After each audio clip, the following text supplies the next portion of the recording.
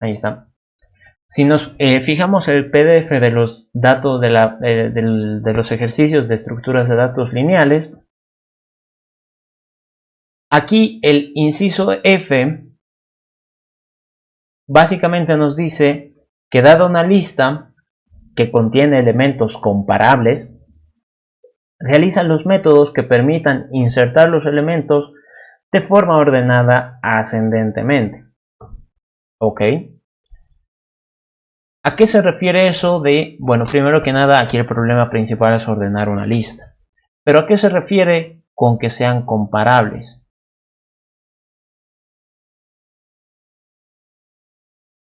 Uno dirá, bueno, comparables, entendería por ejemplo que son los números, ¿no? Números, eso es facilito de ordenar. Conocemos nosotros métodos que permiten ordenar esto.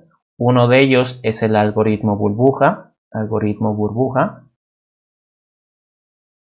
Es súper sencillo.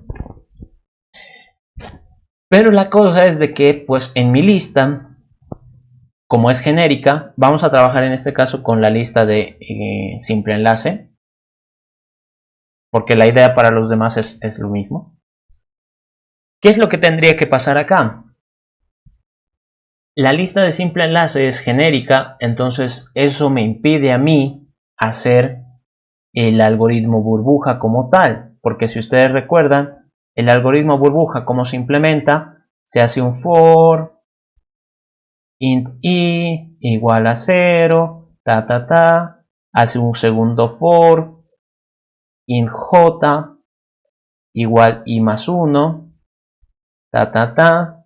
y aquí se pregunta si el elemento de la posición i es mayor al elemento de la posición j, entonces hago un intercambio.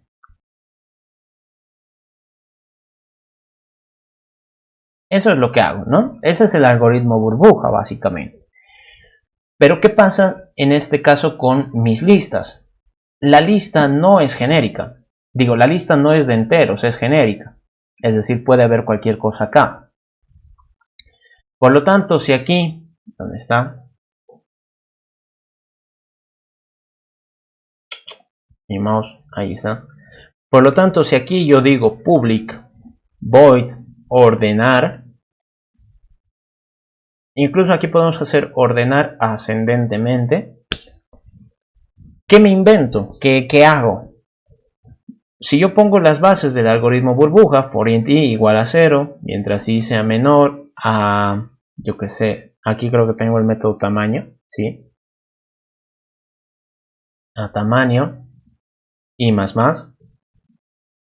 for int j igual a 0, mientras j sea menor al tamaño, este es tamaño menos 1, ahí está, j más.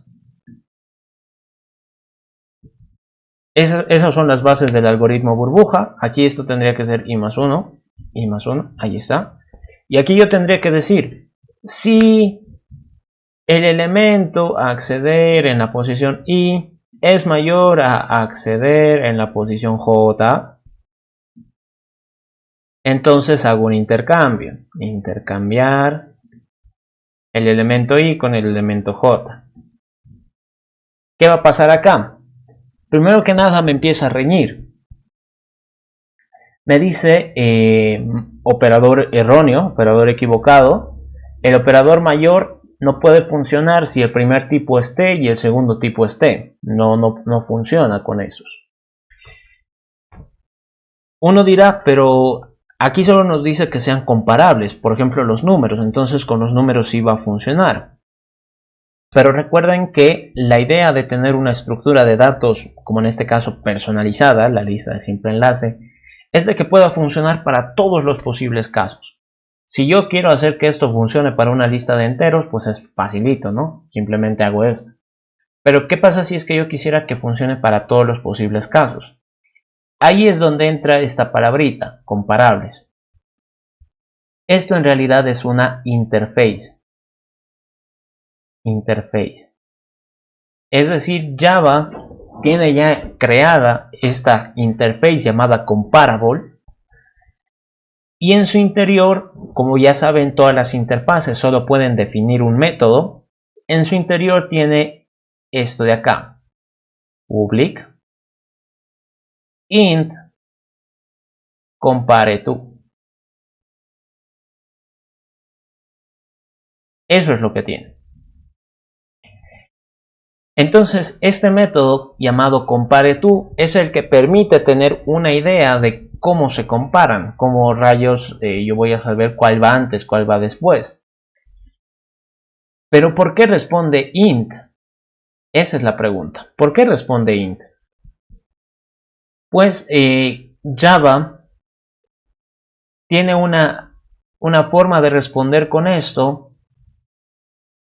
Ya saben ustedes que los enteros pues tienen un cierto límite, o sea, van creo desde el menos 2000 millones hasta el 2000 millones, algo así. Por lo tanto, esta respuesta tiene tres posibles valores: un valor negativo, un valor positivo y el cero, ¿no? Que vendría a ser como que el neutro. ¿Qué significa cada uno de esos cuando nosotros hablamos de compareTo? Pues básicamente es que nos dan noción de si va antes, va después o si son iguales, ¿no? El cero prácticamente es decir que son iguales. Y estos otros dos pues nos indican en qué orden van. Me explico. Si yo tuviera acá 1 y le digo compareTo 5, esto de seguro me va a responder algún número negativo. ¿Por qué? Porque 1 va antes que 5. ¿Qué sucede si yo lo hago al revés? 5 compareTo 1. Esto de seguro me va a salir un número positivo. ¿Y qué va a representar? Pues que 5 va después que 1. Entonces, si es que sale un número negativo, tendríamos que decir nosotros que va antes. Si es que es un número positivo, decimos que va después. Ahí está. Ahora, ¿para qué necesitamos nosotros saber esa información?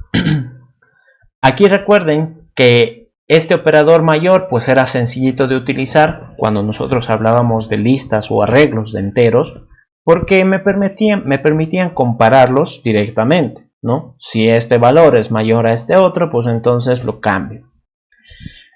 Ahora, cuando nosotros hablamos de enteros, digo de objetos comparables, ¿no? De comparable, voy a tener una respuesta numérica, este int, que puede ser tres tipos de valores: negativo, positivo o un cero. ¿En cuál caso a mí digamos, me perjudica o en cuál caso me obliga a que yo tenga que ordenarlos? Por decir, si tengo la lista 5, 1, esto de aquí no está ordenado, no ordenado.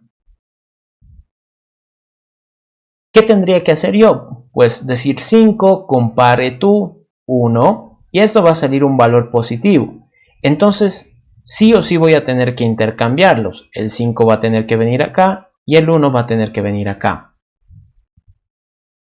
Por lo tanto, esta es la pauta que nosotros necesitamos. Si compareTo da un valor positivo,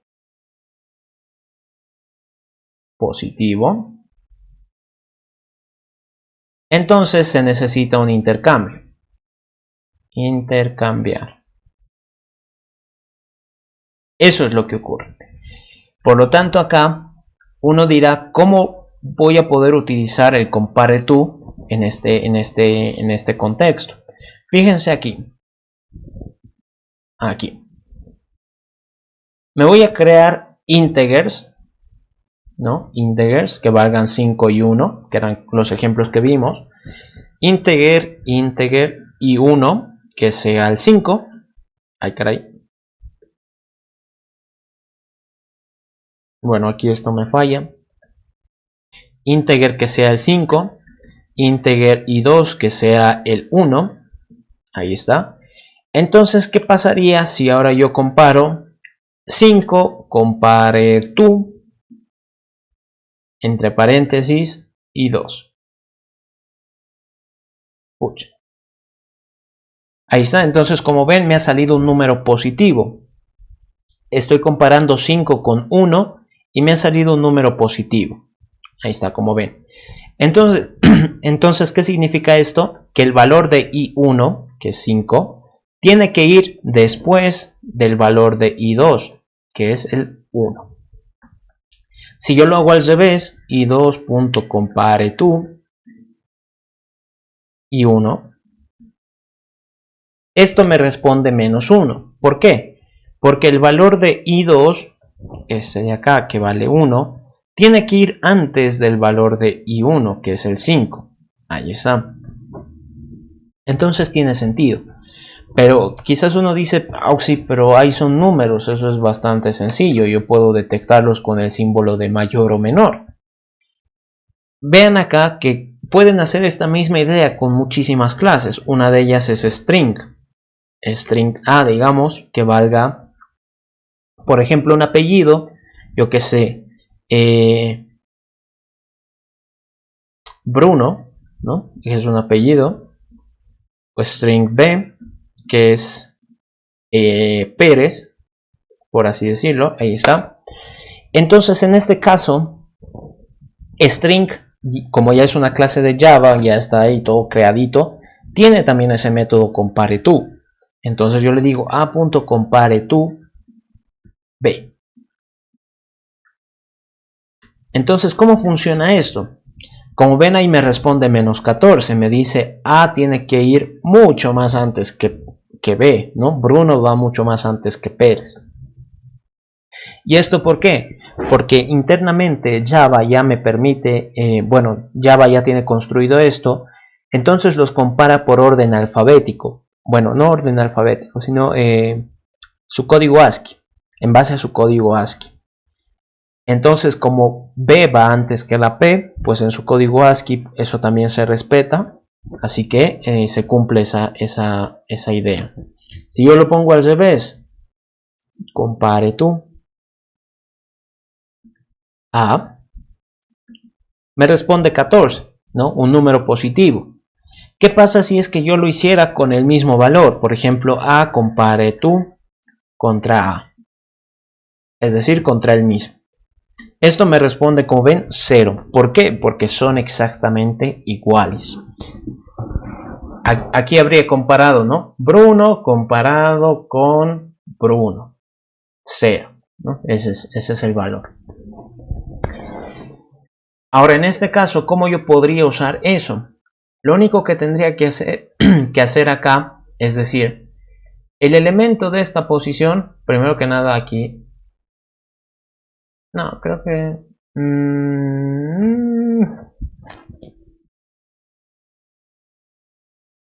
ya, lo voy a dejar así. Entonces, primero que nada, bueno, lo voy a guardar en dos valores, así para que un poquito se entienda. Digamos T, el dato 1, que sea acceder en la posición I, y T, dato 2, que sea acceder en la posición J. Ahí está. Entonces, lo que yo tendría que decir acá es, este dato 1, comparado con el dato 2, da un resultado mayor a 0. Recuerden que el compare to va a responder un valor numérico. Y ese valor numérico, si es 0, pues significa que son iguales. Si es negativo, significa que ya está ordenado, ¿no? Ordenado ascendentemente. Y si es positivo, significa que no está cumpliendo ese orden. Entonces es ahí cuando yo tengo que intercambiar. Vean lo que ocurre acá. Lo que ocurre es de que pues dice no puedo encontrar el método compare tú. Y quizás uno aquí dice, pero Auxi, usted nos ha dicho que eso era posible, ¿por qué no puedo utilizarlo? Me ha mentido. En parte sí y en parte no. Primero que nada, recuerden acá ustedes de que cuando nosotros decimos T, esto es como si fuera una incógnita. Incógnita.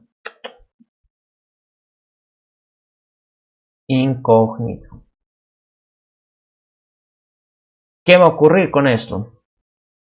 Como nosotros no sabemos qué representa T, el valor por defecto que llega a tener es object. Es decir, todos son object. Entonces, si yo me fijo acá, ¿dónde está? Aquí. Y le pongo un control espacio después del punto. Control espacio, por si acaso, es para que podamos ver los métodos que podemos acceder. Bueno, aquí BlueJay, pues al menos la versión que yo tengo no me funciona.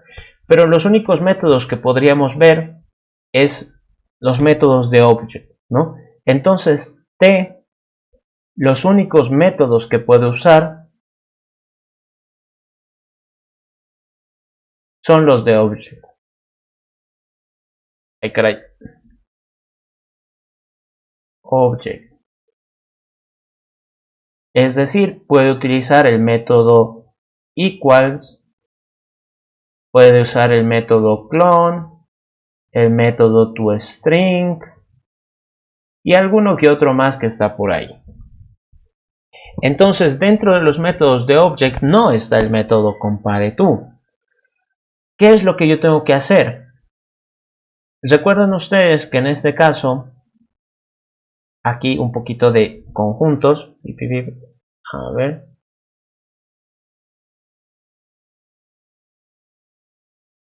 Ay, caray, que me ha salido todo chueco. Pucha. El pulso me falló. Entonces, ¿qué es lo que ocurre acá? A ver, voy a tratar de hacerlo una vez más. Ay, caray. Ahí está. Entonces, ¿qué es lo que ocurre? Object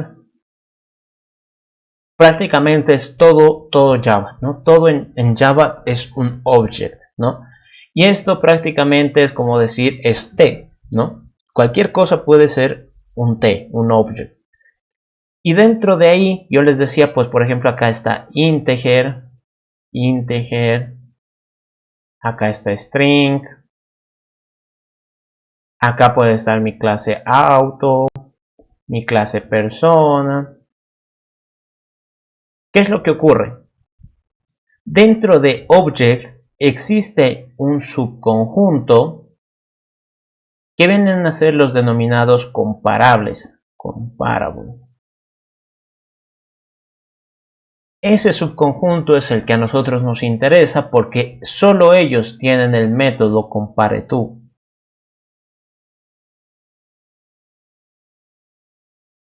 Ahí está. Entonces, ¿qué va a ocurrir?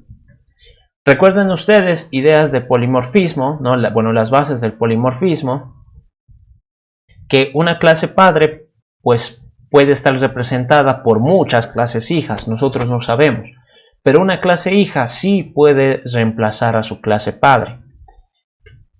¿Qué ocurre acá? Como yo en este caso solo conozco que es T, es una incógnita, lo que a mí me interesa saber es si T, bueno, en este caso, si el dato que yo guardo, aquí, si el dato que yo guardo es una instancia de comparable T,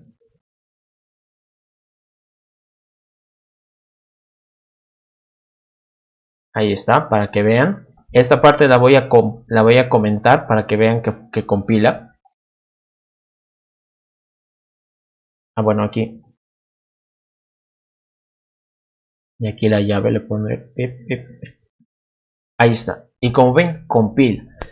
Entonces, ¿qué estaría preguntando acá? como la lista de simple enlace guarda un dato, este de acá, yo le voy a preguntar, y bueno, ¿por qué pregunto con ese dato? Pues porque toda la lista pues está en base al tipo de ese dato, ¿no? Si este dato es entero, pues entonces yo le pregunto, oye, tu dato eres un entero, ¿no? Entonces aquí lo que a mí me interesa es de que este sea comparable, ¿no? Si es comparable por obra y gracia del Espíritu Santo, entonces lo que yo necesito ahora es decirle, bueno, como ya sé que eres comparable, yo ya no necesito pues llamarte T. He detectado que eres comparable. ¿Qué va a ocurrir ahora? Va a haber errores de casteo. Si ustedes recuerdan un poquito los ejercicios que hicimos de programación orientada a objetos, yo les decía, la única forma en la que puedo estar totalmente seguro si un tipo de dato es de alguna jerarquía de herencia es a través de instance of. Pero eso no le cambia el dato. Es decir, si este dato es comparable, él va a seguir siendo T, ¿no? Él va a seguir pensando que es T. Entonces acá, si yo ya he detectado, es decir, si ha entrado acá al ciclo, es porque sí había sido comparable. Entonces yo aquí a ojo cerrado puedo hacer un casteo. Ahí está. Y ahora, como ven, el error que me marca es en el intercambiar. Eso de acá lo voy a comentar. Pero si no tuviera eso, me compila, o sea, súper bien, ¿no? Me compila bienísimo. ¿Por qué es que ha ocurrido esto? Primero, al usar nosotros instance of, es como que estamos totalmente seguros de que si entra, pues es comparable. Entonces, como ya he hecho yo mi verificación, significa que un casteo acá es totalmente seguro. Esto es un casteo seguro, después de haber hecho mi pregunta. Como ahora ya no estoy hablando de tipos de dato T, sino estoy hablando de comparables, a estos comparables yo sí les puedo ejecutar este método compareTo. Todas las clases, bueno, todos los objetos que sean comparables tienen ese método. Por lo tanto, yo aquí lo único que tendría que hacer es preguntar el resultado. Si el resultado es mayor a 0, entonces necesito hacer un intercambio. Ahora, ¿cómo rayos hago el intercambio? Esa es la pregunta. Podemos hacer un método public void intercambiar int p1 int p2. Ahí está. Entonces intercambiamos los valores de dos posiciones, ¿no? Entonces para eso voy a necesitar las dos posiciones que me avisen cuáles son. ¿Y cómo tendría que funcionar esto? Aquí estamos viendo como que un pequeño subproblema. Entonces, si es que yo quiero intercambiar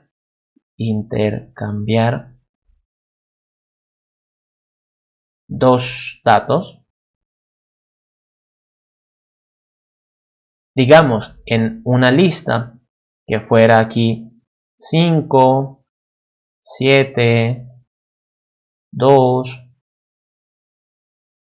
3, ahí está, ay caray, y que sabemos nosotros de que, pues primero que nada el último punta al null, sabemos nosotros de que podemos asociar todos estos datos a una posición, como en ArrayList, posición 0, 1, 2, 3.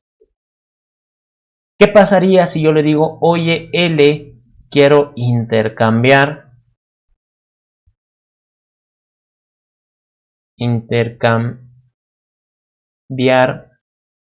el elemento de la posición 0 con el elemento de la posición 3? Esto tendría que generar un cambio de estado y ahora mi lista tendría que ser 3, 7, 2, 5. Y esto apunta al null. Eso es lo que tendría que pasar. Para ello, pues se pueden hacer de muchas formas, algunas más eficientes que otras. Ahorita, pues como no estamos preocupándonos porque sea eficiente, porque sea lo mejor. Simplemente vamos a tratar de primero buscar este nodo, ¿no? Digamos el de la posición 0, buscar el segundo nodo, el de la posición 3, y una vez de que yo ya conozca esos nodos, simplemente cambio sus datos, o bueno, esas sublistas, ¿no? Porque en este caso en la lista es como que manejas listas, ¿no? Un poco feo, pero bueno. ¿Qué va a pasar acá? ¿Dónde? Acá. ¿Por qué no usamos el acceder? El acceder pues no nos retorna las referencias, simplemente nos retorna el dato que está ahí. Lo que nosotros necesitamos es todo esto completo, es decir, todo esto para poder modificarlo. No necesito yo el dato, yo lo que necesito es toda la referencia.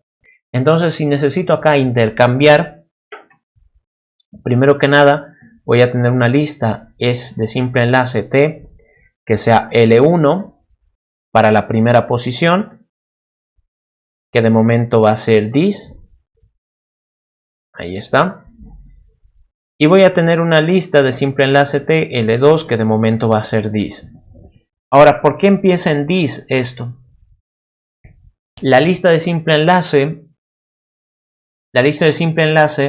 pues no maneja nodos ni nada por el estilo.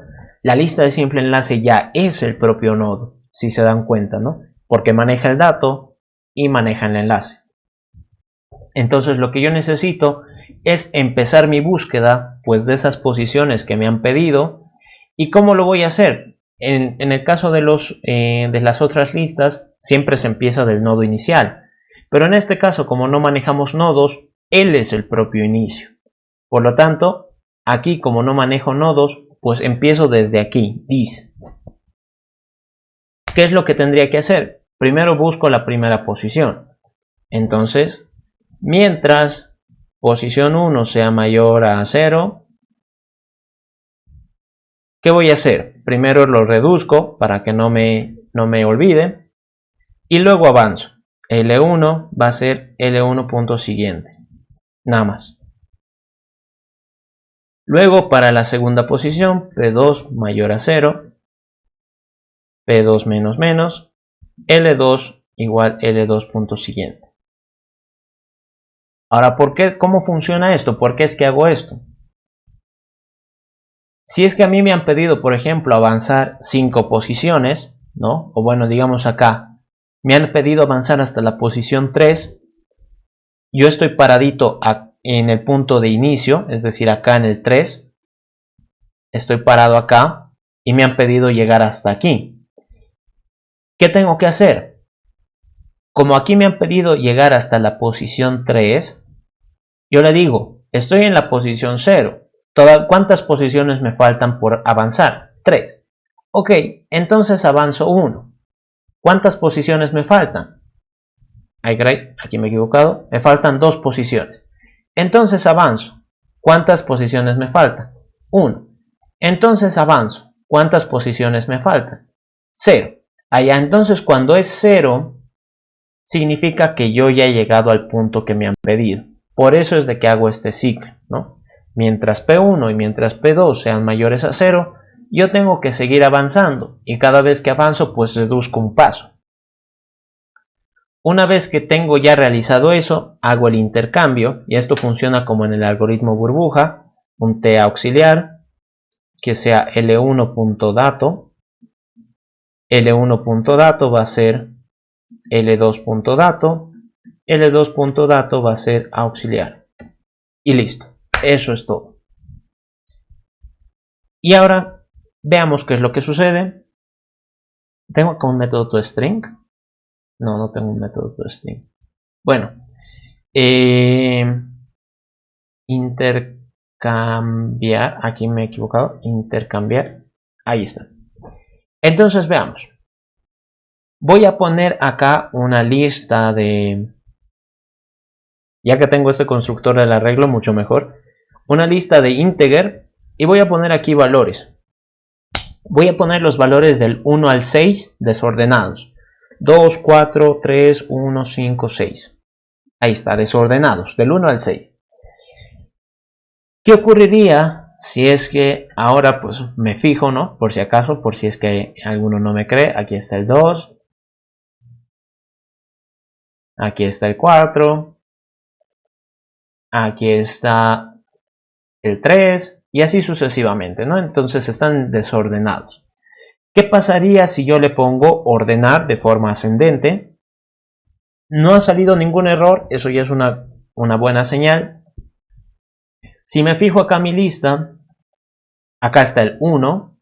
Recuerden que he puesto valores del 1 al 6 en desorden. Acá está el 2. Acá está el 3. Ahí está. Acá está el 4. Ahí está. Como ven, entonces si seguimos de seguro va a estar ordenado. Como ven, está funcionando y quizás uno dice, pero pues, es una lista de enteros, ¿no? Eso es facilito, yo podría haberlo hecho. Fíjense que por más de que sea una lista de enteros, ay caray, puedo poner aquí otro tipo de dato, por ejemplo string, que ya es un poquito más difícil. Digamos aquí tuviera apellidos, yo que sé, Pérez, García, Arias, Valdés, yo que sé, Rivas, por decir, ¿no? Entonces, ahí he generado un arreglo de apellidos y como ven los apellidos pues no están en orden alfabético. Pérez, García, acá está Arias, Arias tendría que ser el primero, Valdés tendría que ser el último y aquí está Rivas y después ya no hay nadie, ¿no? ¿Qué ocurriría si yo le digo a este que ordene ascendentemente? Como ven aquí ya el primer valor es Arias, el segundo valor es García, el tercer valor es Pérez, el cuarto valor es Rivas y el quinto Valdés. Y bueno, ya no hay nada, ¿no? Entonces, como ven, ese algoritmo, esta implementación es general. En el momento en el que yo detecto que son comparables, puedo ordenarlo. Ahora, ¿qué sucedería? Por ejemplo, bueno, aquí tengo la clase persona, pues que no tienen nada, no tienen, esto de aquí lo voy a quitar. Esa clase persona no tiene nada. ¿Qué pasaría si yo creo acá una lista de personas, persona, ahí está, y me creo acá una persona P1, persona P2 y persona P3? Ok, creo que era mejor que le ponga unos valores. Bueno, qué macana. String nombre, private string nombre, public persona, voy a poner el constructor string n para que podamos ver este caso. Nombre va a ser igual a n, ahí está. Y acá de persona, a ver, voy a tratar de ponerlo directamente, new persona, y que este se llame Pedro, por decir.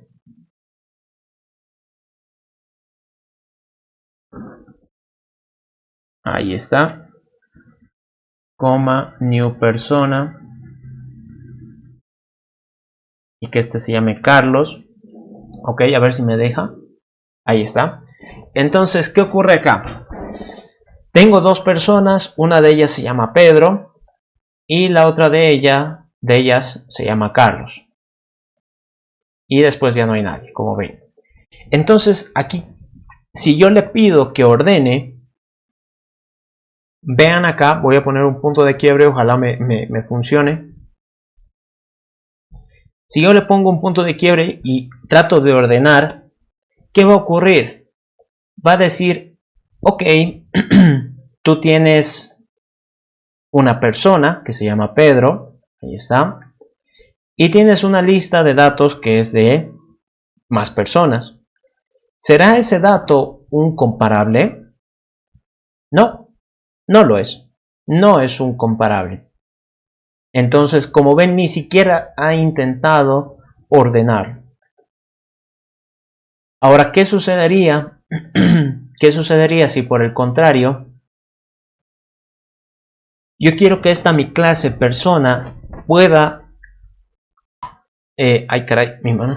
pueda funcionar con ese algoritmo de ordenamiento? Lo que yo necesito es ponerle implements comparable persona. Entonces, al hacer eso, como ya les mencionaba, comparable es un interface que tiene Java y automáticamente me obliga a tener un método llamado compareTo con persona o. Ahí está. Return -1, digamos. Entonces, al hacer eso, ya funciona. Aquí, por ejemplo, bueno, ¿cómo es que funciona esto? ¿Por qué es una interface comparable? En el caso de persona, yo no tengo idea de bajo qué criterio voy a ordenar. Imaginen que persona tiene edad, carnet, nombre, ubicación de domicilio, puede tener muchas cosas. Entonces Java no está en las condiciones de adivinar bajo qué quieres ordenar. Pero por el contrario, lo que puede hacer es obligarte a que tú le avises, ¿no? A que tú decidas. Al poner implements y una interface, eso es lo que ocurre, te obligan a darle un significado a ese método. Entonces aquí yo diré, bueno, pues como solo tengo un nombre, diré return nombre, compareTo, y aquí lo comparo con el nombre de la otra persona, o.nombre. Ahí está. Entonces, como ven, aquí yo digo, bueno, para estas personas, pues que se comparen por su nombre, que sea por orden alfabético. Y listo. Entonces, vean acá, creo una lista de personas.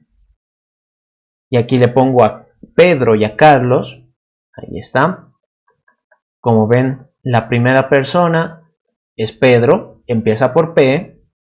Y la siguiente es Carlos, que empieza por C. Entonces Carlos tendría que ir primero, ya no hay nadie después. Vean qué ocurre acá. Bueno, sigue aquí mi punto de quiebre, perfecto. Entonces si yo le digo que ordene, veían antes cómo no funcionaba. Pero ¿qué ocurre ahora?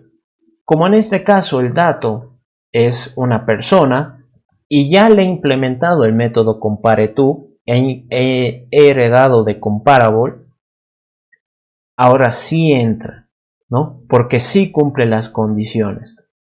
Entonces, ay caray, eso de aquí lo voy a avanzar nomás ya.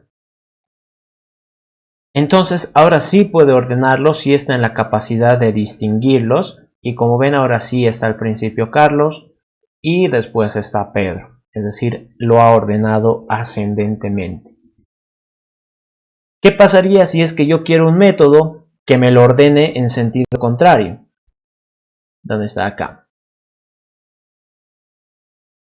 Si yo quiero eso, pues simplemente copio el mismo método, ordenar descendentemente. Ahí. Y decíamos nosotros, aquí el compareTo lo que hace es devolver tres valores, un positivo, un negativo o un 0. Positivo es de que va después, es decir, no está ordenado ascendentemente. Si yo quiero que sea al revés, pues simplemente cambio la condición y verifico los negativos. Entonces fíjense acá, solo cambio esto. Ahí está, sigue funcionando, sigue siendo la misma idea. Y caray.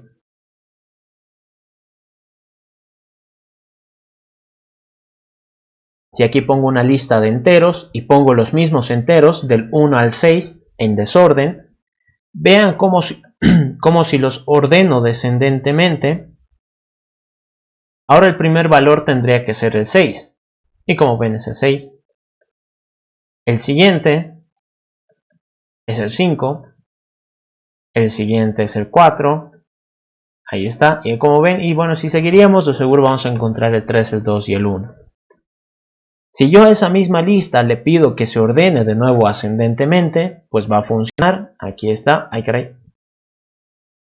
Aquí está. El dato es el 1. El siguiente es el 2. El siguiente es el 3. Ahí está.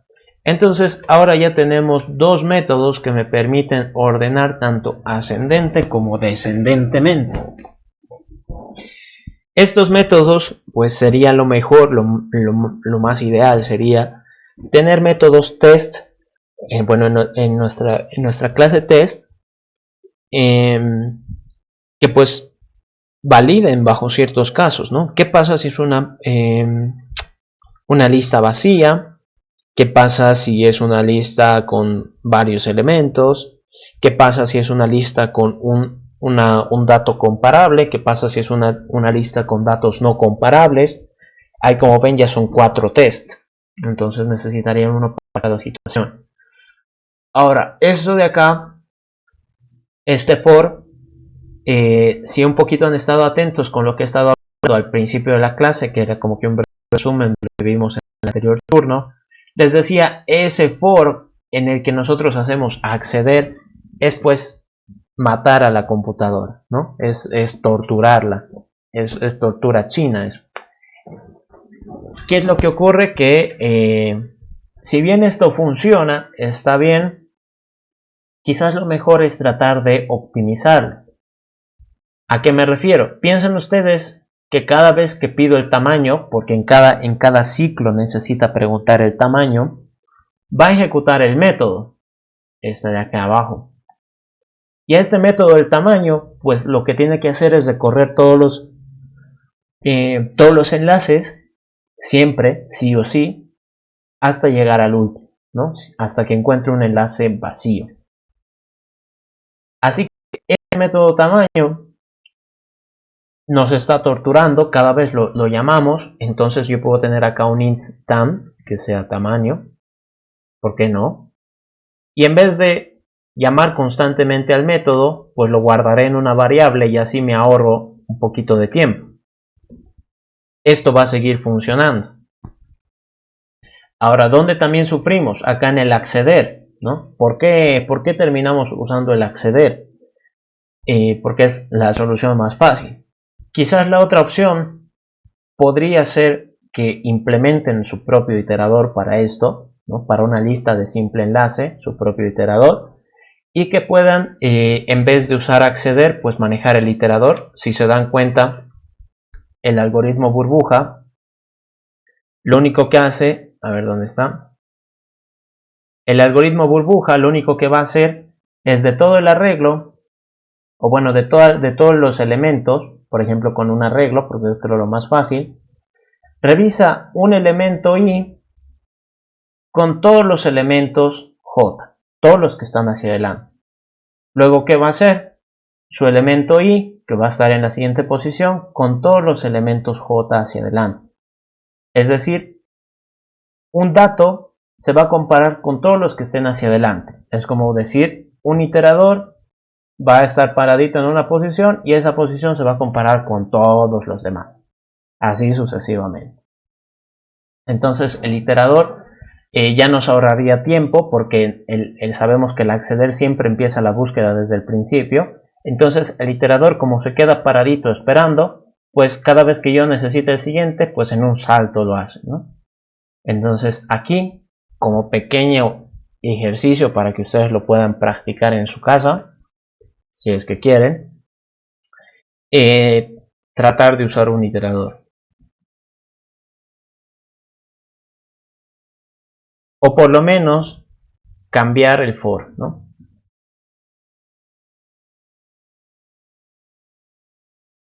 Usar otra alternativa.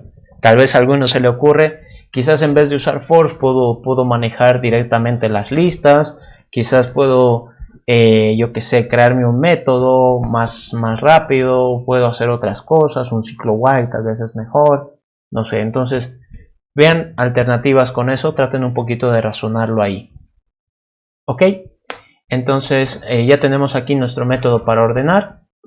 Lo que ahorita podríamos hacer, y así a modo de que visualicemos nuestros datos, siempre es bonito que se puedan imprimir.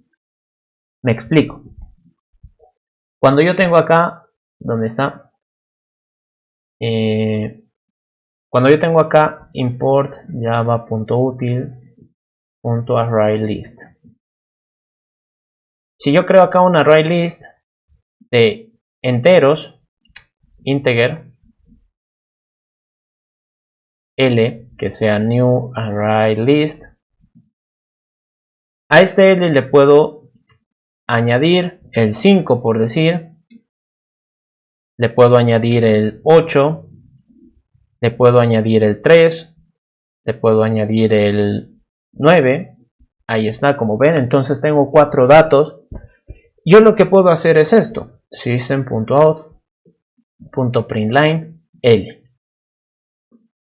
Y como ven me los ha mostrado bien bonitos, ¿no? ¿Por qué es que funciona eso? Si es que yo hago esa misma idea con mi lista de simple enlace de enteros, L2, por así decirlo, que sea una nueva lista de simple enlace, y aquí pues aprovechando voy a mandar el arreglo, porque tenemos ese constructor, y voy a mandar los mismos valores, 5, 8, 3, 9. Esto es new integer. Ahí está. Entonces ya tengo ahí mi lista. ¿Qué pasa si yo ahora pongo system.out.println L2? Me sale ese insulto a mi inteligencia que dice edl lista se arroba 154 cbac. ¿Qué es esto? ¿Por qué me ha mostrado esta cochinada? Básicamente lo que sucede es que, a ver acá, system.out.println, a ver ahí. Si se fijan aquí, lo que dice el método println, que nosotros no lo usamos, pero les muestro para explicar lo siguiente. Dice terminé the current line, line, separable string, define, no sé qué, ¿Qué pasaría en este caso si es que yo le pido que imprima algo, ¿no? Por ejemplo, un objeto. Imprime el objeto y luego termina la línea, es decir, pone un enter. Este método llama primero al método string valor de x para obtener su valor como strings. ¿Qué significa eso?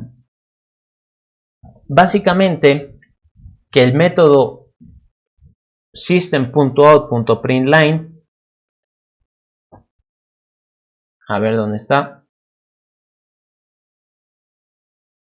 esto de acá, que a veces nosotros lo usamos, la ListenLeti no lo utiliza mucho, pero a veces suele facilitar mucho las pruebas. Print line de algún objeto acá. ¿Qué va a hacer? Va a ir al objeto y va a tratar de usar el método toString. toString. Básicamente es eso. ¿Recuerdan ustedes cuando les mencionaba que al decir t, los únicos métodos que podemos usar son los métodos de object?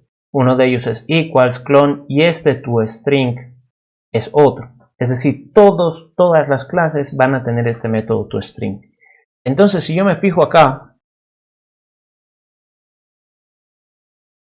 un arreglo de enteros que sea esto, si yo me fijo, este no tiene un método toString.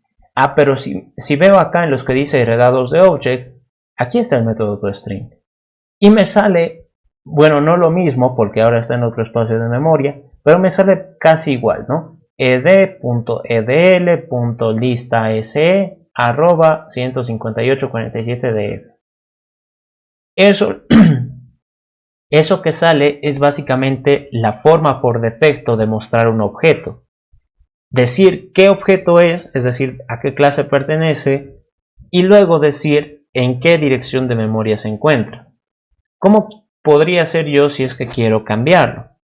Pues @override public string to string. Ahí está. ¿Qué va a ocurrir ahora? Yo necesito tener una respuesta y voy a retornar esa respuesta. Y digo, sí. Bueno, aquí tal vez podría iniciar esto para que quede bonito con un corchete. Y le digo, aunque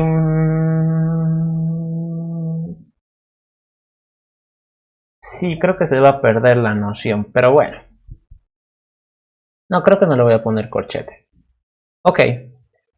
Si es que la lista está vacía, entonces mi respuesta va a ser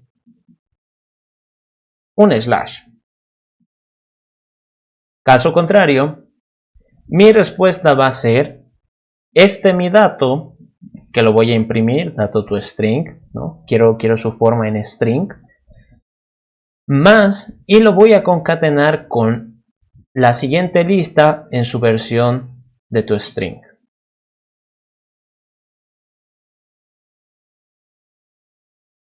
Ahí está. Esta sería la forma en la que nosotros implementamos. Es decir, si la lista está vacía, simplemente me muestra un slash, que sería como decir no hay nada. Y si por el contrario tiene un dato, quiero que ese dato se muestre, y aquí es como que estamos usando la misma idea. Tu string me permite a mí mostrar algún objeto. Entonces yo le estaría pidiendo, oye dato, quiero que te muestres. Y te voy a conectar con una flechita para que se vea bonito, con todos los otros datos que están al final, ¿no? Ahí está. Entonces vean acá, me creo mi lista con enteros, la imprimo, y ahora como ven me sale eso, ¿no? Más bonito, más decente. Ahí está, como ven, ahí al lado derecho están los datos 5839, 5839. Ahora, ¿qué sucedería si le digo, oye L2, quiero que te ordenes, ordenar ascendentemente, y quiero que te muestres? Y ahora, como ven, mucho más bonito, ¿no? 3, 5, 8, 9.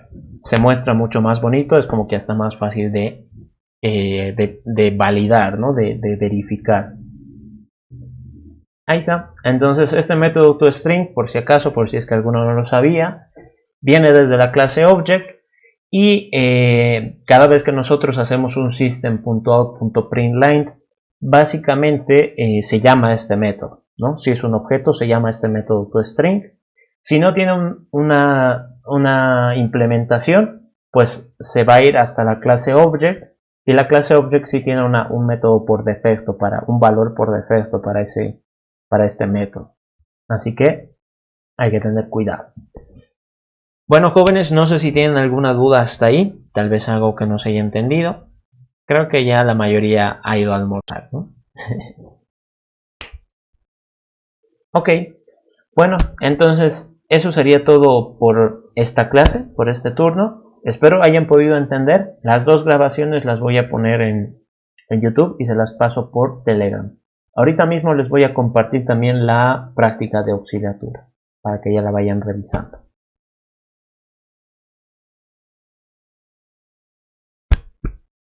Bueno, eso creo que sería todo, jóvenes. Un gusto que me hayan acompañado. Cuídense mucho. Chao, chao.